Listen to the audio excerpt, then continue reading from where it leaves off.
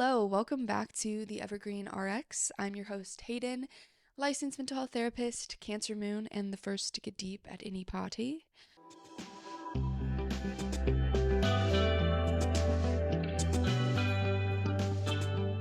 Today's Minidose is answering the question, why don't I feel deserving of good things? Other ways to phrase this would be like, why can't I let myself feel happy? Why does it feel like every time something good happens, something bad follows it? Why do I self-sabotage myself when good things are on their way? Anything along those lines is what I'm going to be talking about today. So, I'm not going to just leave you with why that happens. I'm also going to tell you a little bit about things you can do to help with it because, man, I feel you. It tugs at my heartstrings. A question like, why don't I feel deserving of good things? A piece of my brain goes, oh my God, yeah, why? Why do we as humans do this to ourselves? Like, why do we take away good things? Why do we make things hard? And it makes me sad. So if you're in this boat, I'm feeling for you. I think like all of us are in this boat to some degree. It can take a lot of work to start to view things differently. But I'm hoping with what I lay out today, it's going to really give you some hope and jumpstart that. Because when I learned a little bit about why this happens from kind of a psychological perspective, I feel like it just totally opened my world and took a little bit of the power from that self-sabotaging part that believes that we aren't deserving of good things. It kind of took a little bit of the wind out of its sails, I'm not going to lie. So I hope the same thing happens for you today. What is this magical concept I'm referring to? Well, it is the upper limit problem. Now, this is a concept term coined by Gay Hendricks. Gay Hendricks has written a lot of books and been on a lot of podcasts. So if you want to be exposed to him, search his name on Spotify. And he coined this term, upper limit problem, to describe this phenomenon of this subconscious capacity or tolerance for good things, for joy, for success, for happiness. This subconscious capacity that we all develop throughout our lifetime, where it's almost like this ceiling that we hit. And once we are approaching or we hit it, we find ways to knock ourselves back down to something that feels more comfortable, because there is this discomfort that develops when we are nearing our upper limit. An example of this would be you hear that you're possibly up for a promotion. Then you start to pick fights with your boss or show up late to your meetings or forget the work that you needed to be doing, needed to have done. So all of these kind of self-sabotaging behaviors are usually unconscious. Like maybe you're forgetting your work and you truly are like, why can't I remember this? Why do I keep messing up and missing my deadlines? It might be really confusing. One explanation for that can be this upper limit problem idea, that something in you is reacting to this idea that you might exceed the level for success that you thought was possible for yourself. Getting this promotion, getting this raise might exceed the level of success that you are comfortable with, that you've learned to be comfortable with or to be able to tolerate. Whatever you thought was previously possible. And how we develop this subconscious belief is, through our life experiences or through what we've witnessed.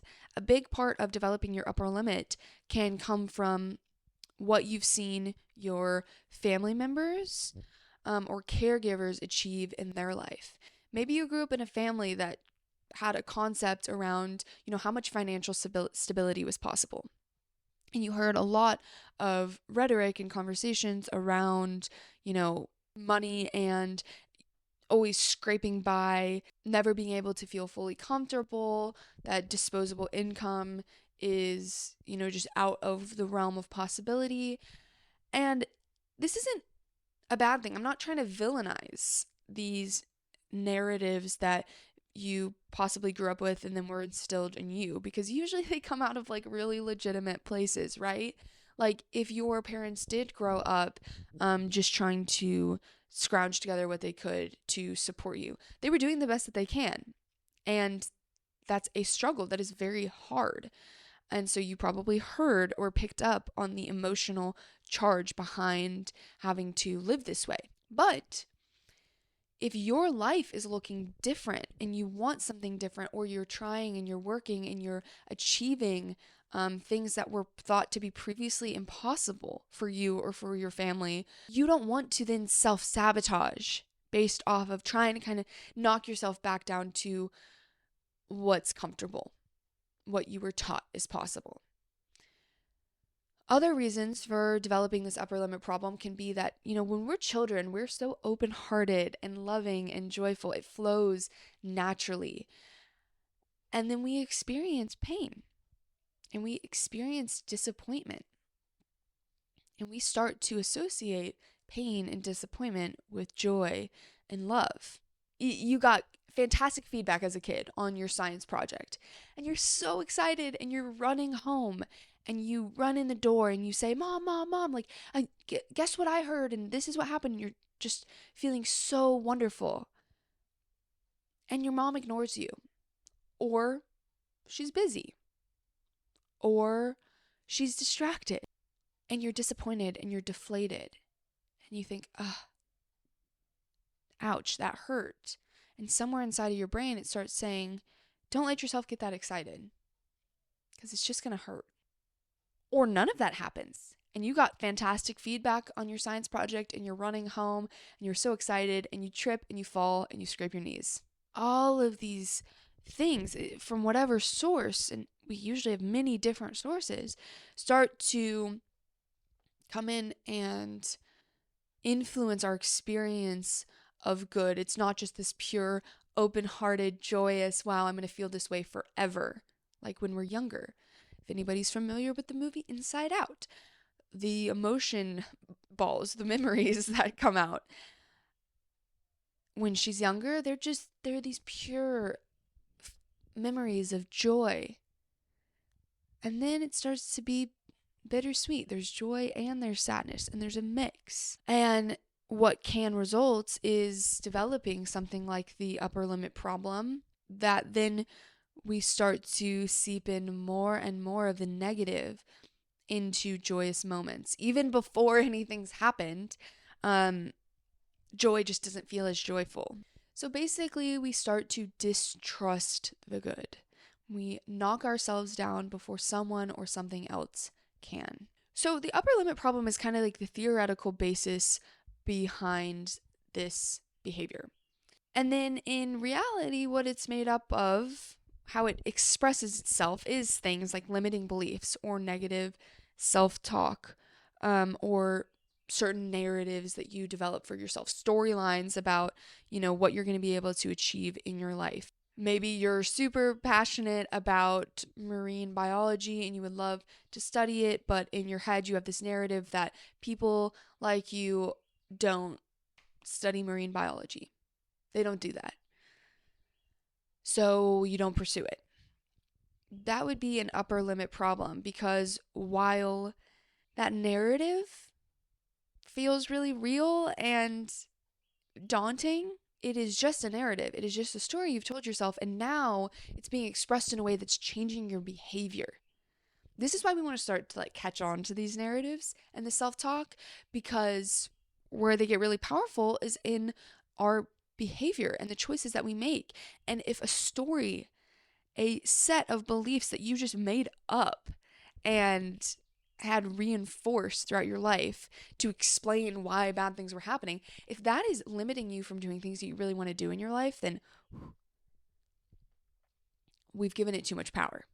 So some of this stuff is unconscious and some of this is overt. Next time you're having an inner dialogue about something, start to say it out loud. What does it sound like when you say your self-talk out loud? You want to go for a job and your self-talk is saying things like, who are you to believe that you can do this? Oh my God, they're never going to choose you. Like, you're not nearly smart enough. You're not nearly capable enough. Please. Why do you think you could ever do something like this? So when that's running on in our heads on constant loop, might sneak through the cracks a little more. When we say our self-talk out loud, one, we can notice that it's not based in reality. We can hear how it doesn't even, always make sense, that we're jumping to a lot of conclusions. And we also might feel a little bit more uncomfortable with how mean it can be. So bringing the unconscious, the subconscious to the conscious level, that's the way that we battle this idea of not deserving good. Check in with your body. Maybe, for an example, you're noticing that you're feeling a little bit of excitement for your birthday upcoming. And then almost immediately, a thought comes in that's like, birthdays are always disappointing. They always let me down. It always sucks. And notice, what's your body posture like when you say that out loud? What is your vocal tone? What is your facial expression? How does it feel inside of you? Even using that as an example, I'm like, I don't like that because my birthday is like legitimately coming up. So I'm like, no, I don't like that. That makes me feel bad. And then try out a phrase, even if it's just slightly better. Something like, maybe this year my birthday could be different. Maybe this year it won't be so bad. Oh, okay. I'm sneaking some hope is coming in. I'm feeling a little bit better. Maybe not 1,000%. It might be the subtlest shift where your chest feels a little lighter. But you can do that practice, continuing to build slightly better and better phrases. And then you might find that you're saying something more positive to yourself, and you're feeling more positive, and you're feeling more hope. And then you might notice something else wants to smack you down. And you just keep working with that. Because what we're doing is expanding our capacity for good, raising the upper limit, lifting it by being able to feel more and more comfortable with higher levels of joy and success. So even if your mind doesn't believe it yet, your body doesn't lie. The way that we talk to ourselves and how it feels in our body doesn't lie. So what are some other things that you can do? You can notice exceptions to the rule. So maybe your upper limit is lower for certain areas of your life, career or love or friendship, and it might be higher for other areas. Maybe you have an expectation that your health is going to remain good, or that you have a physically capable body and your upper limit is kind of through the roof. What are the stories around certain areas of your life versus others? What are the experiences? What role models did you have? If you had a role model or experiences that were always super positive in terms of friendship, you had parents that had wonderful lifelong friendships around them, you've had experiences of having really wonderful friendships, your upper limit problem might not even be something that you notice too often. When friends show up for you, support you and are loving, it might be like, this is how it goes. On the flip side, maybe you have experiences like myself. I have experiences of being disappointed and being hurt by friendships, of, having a distrust when something is good, when I have a nice connection with someone. And so my upper limit is getting triggered more often when I pursue really loving and healthy friendships. So I have to work with that and say, okay, maybe I'm wanting to knock myself back down because I'm hitting that threshold a little bit easier here than in certain other areas of my life. And then you can do things that help reinforce these new beliefs that you want to instill in yourself. You can set positive affirmations around, like literally write them on Post-it notes and post them around. I, right now, am staring at a Post-it note on my desk that literally just says upper limit problem. Because when I learned it, I was like, wow, this is extremely helpful. And I want to have this reminder on my desk when I am starting to knock myself down a couple pegs. Remember, this is the upper limit. And I can choose a new belief. I can tolerate this initial discomfort to the good, to having things work, to feeling joy in my life. You can bring awareness to situations in which you're most likely to self-sabotage, and you can have an accountability partner if you want. So if you know that career is an area where you have some really strong beliefs around what you're able to achieve, then set reminders for yourself about that, or have a friend that, is going to catch you when you're limiting yourself in that area. They're going to lovingly and gently remind you, hey, might be an upper limit problem here. I don't know. Let's see. Let's look at this. Where is this behavior coming from? And as I was saying earlier, let's intentionally expand our capacity for good. Maybe there's something that you normally would think of as an indulgence or a treat that you have to earn. You have to do something to be deserving of it. For example, I really like to go get a little matcha at a cute coffee shop, but sometimes there's this little voice in my head that's like, oh, you can only do it when you had a hard day, or you have an exceptionally high amount of work that you get done. So something that could challenge me is to go get a matcha on a day where I feel like I had light or no work, where I didn't even get done the things that I wanted to, and say, you know what? I still am deserving of this matcha. I'm still deserving of this kind act for myself, and I can enjoy it just as much. I can still deserve it even on days where I wasn't like at the top of my game or my performance. Because at the end of the day, we are worthy of good things. We are deserving just as we are. Change nothing about yourself or your life in this moment, and you are deserving of good things. And if that feels like a radical belief to you, then maybe take some time after this podcast, do a little bit of journaling, or go on a walk and ponder some of this, the concept of this upper limit problem, and maybe see what you find. So, as always, questions, comments, thoughts that come up, I would love to hear, especially with this one. This is a concept that's really important to me. I think really changed my life in some ways when I learned it. So I'm happy to share it with you. And you can always look up more of Gay Hendricks' work to give credit where credit is due. He is a really smart guy and has some really amazing books out there. So yeah, let me know what you think. Please reach out. Please keep the conversation going. I'm begging you. I want to talk about this stuff. I have a podcast to create a community and to talk about all of this with you guys. All right, till next time, take care of yourself. Bye.